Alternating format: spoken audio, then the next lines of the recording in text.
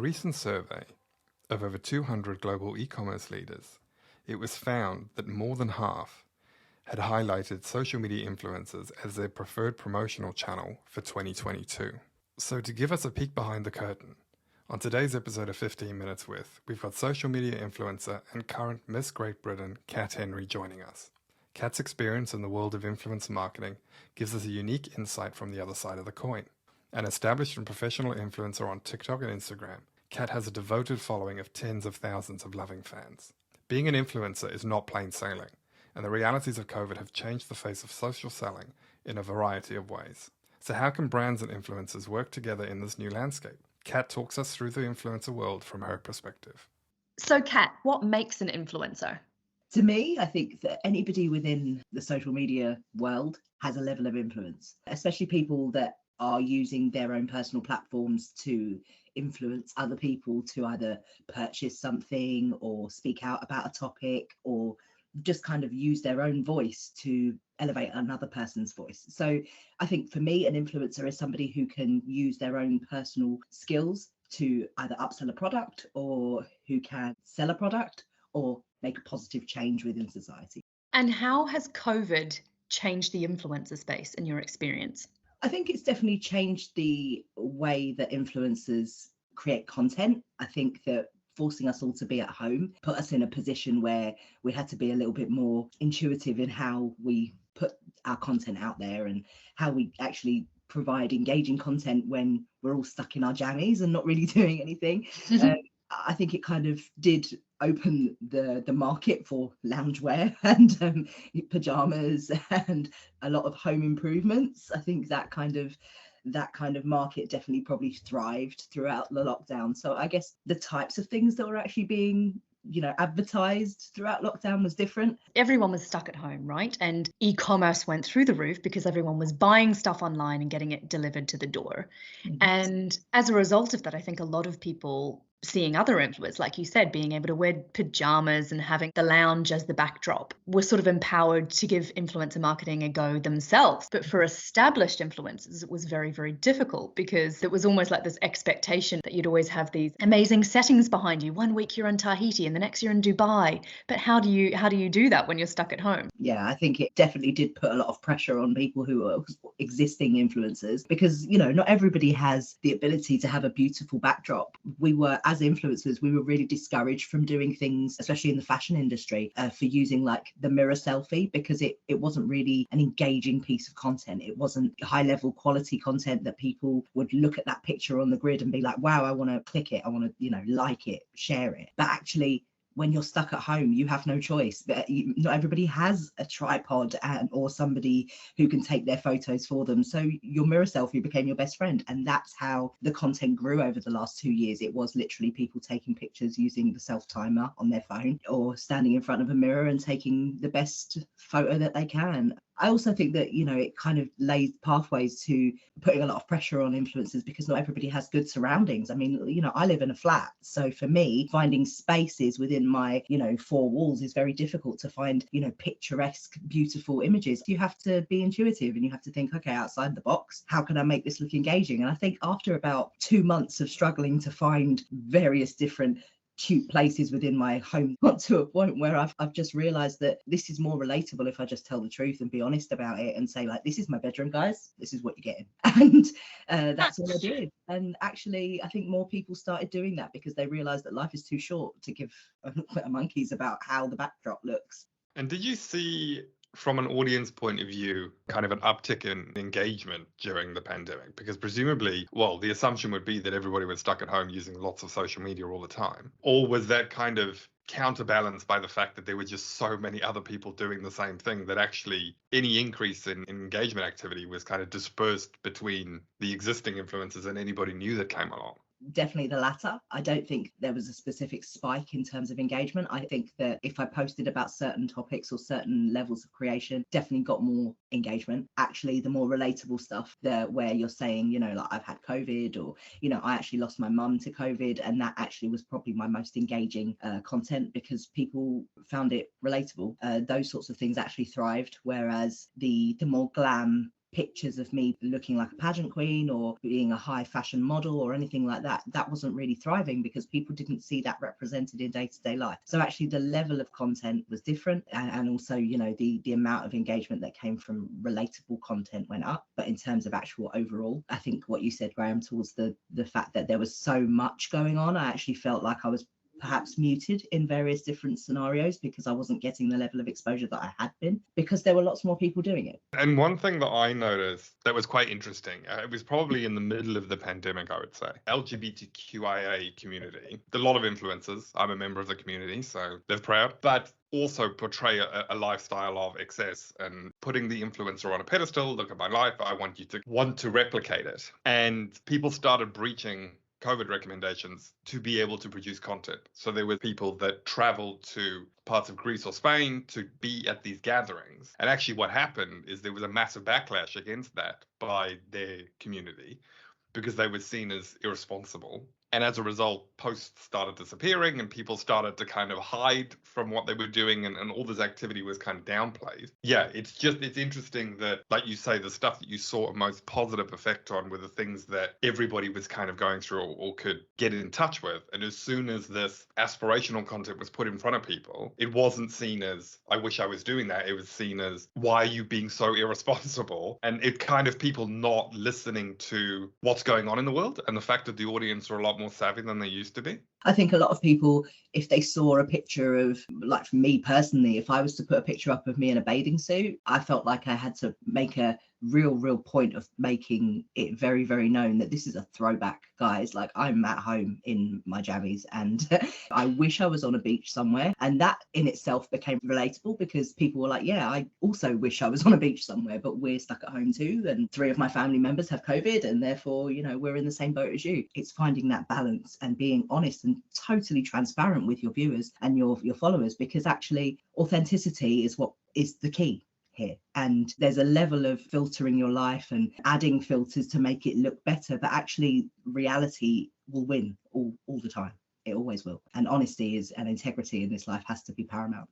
I find that really, really refreshing to hear. And I'm so glad that you said that, Kat, and that your experience is actually showing that for you, reality is doing so much better, even content-wise, and message-wise, compared to overindulgence, I guess, in the sense of, oh, look where I am and look what I'm doing, particularly over the past 2 years, when actually people can relate to struggle and actually they want to see other people, not necessarily struggling, but they want to see people that they can relate to. They don't want to look at influencers and just go, okay, they're just living this life that isn't even aspirational for me at the moment if I'm locked down. So with all of that in mind, how do you choose which brands to actually work with? For me, I think company ethos is really important, and how that they portray themselves on social media and what sort of level of, you know, responsibility and standing they have within the community. I think that those sorts of things play a huge part to me, because I would never take on collaboration that I didn't wholeheartedly believe in. I am not going to sell a product that doesn't align or attune with my own personal ethos, and I wouldn't also sign up to a campaign if I didn't wholeheartedly believe in what it was trying to portray. I think it's really important that businesses and brands are open and transparent about their own business ethos, and when engaging with collaborators, to actually be honest and transparent in what you're trying to portray with your campaign, and actually look for people that are tuned to that ethos, rather than just picking the first person that you see when you open up the Instagram. It's not necessarily about who's trending. It may actually be about who is the most relatable or who's the best person to sell your product.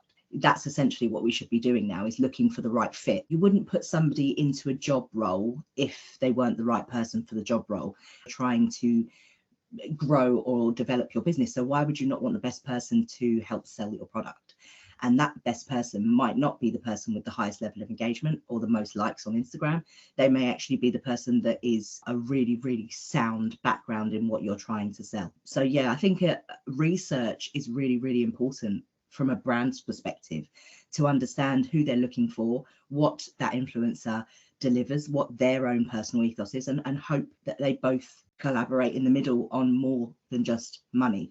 It should just be also about how they believe in the product and actually making sure they're the right fit for it. So once you've picked the brand that you want to work with, or the brand has picked you, I guess, how do you go about building trust between your established audience, the people that you've built over time, with this new brand that they're being introduced to? Presumably, if you're working with a brand multiple times, it makes it a bit easier because it's not the first time they're seeing it. But how do you introduce this promotion to your audience, and build trust between the two, so that you don't, one, put your audience at jeopardy, I guess, or kind of under deliver for the brand based on potentially what you've told them you're able to do for them?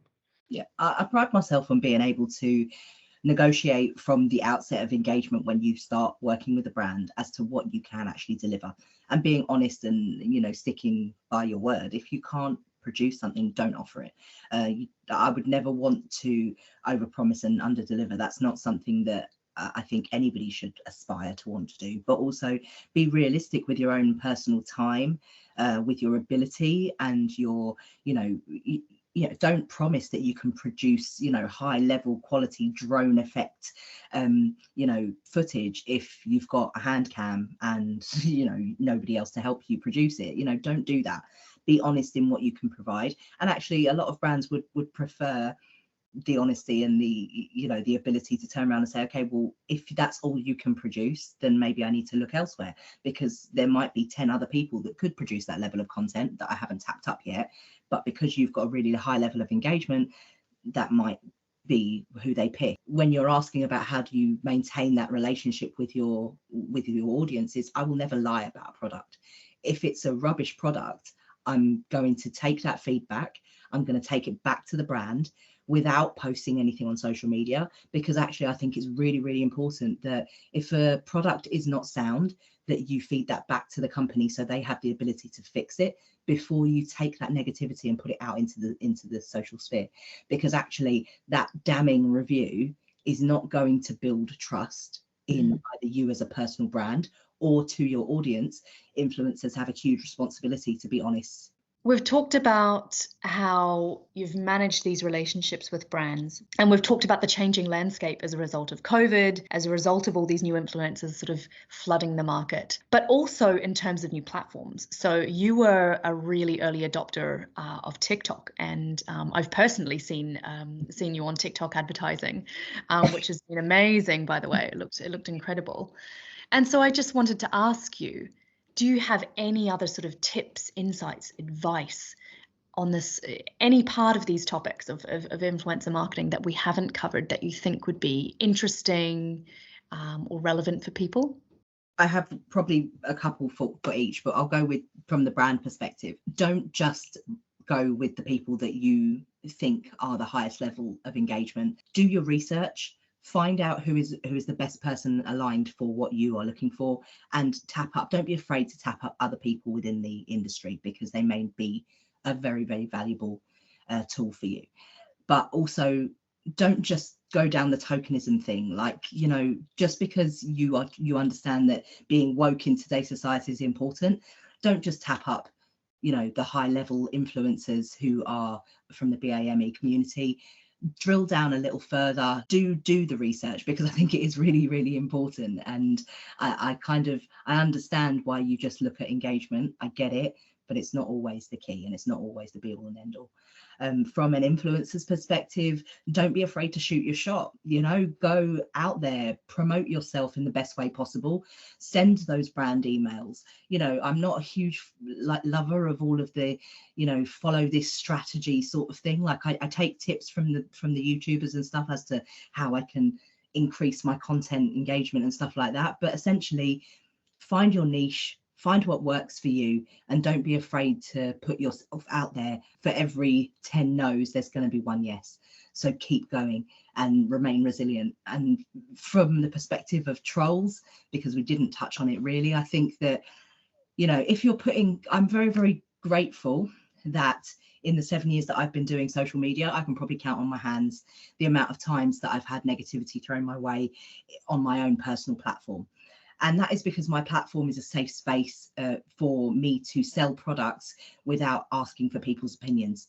And I'm I pride myself very, very highly in the fact that when I promote a product, whether it be an item of clothing or a makeup product or a hair product, you're saying, this is the product that I'm selling. And if you like it, here's how you can buy it. I'm not asking you as the person who's scrolling through Instagram to weigh in with an opinion on my product. And the minute you ask people, what does this look like? You're opening up the gateway for people to offer their opinion. From the influencer's perspective, stop asking those questions. If you are becoming an influencer because you want validation, or you're becoming an influencer because you want free clothes, you're in it for the wrong reasons. If you're doing it because you know you can use your skills, your life skills, to promote a brand, then you're in the right place. But I also think that empowering other people is really key. And, you know, if you see somebody in the industry that's doing well, elevate them, share their content, because essentially sharing each other's content, engaging with each other's content is how we grow. Love it. Absolutely love it. Thank you so much for your time, Kat. It was so insightful.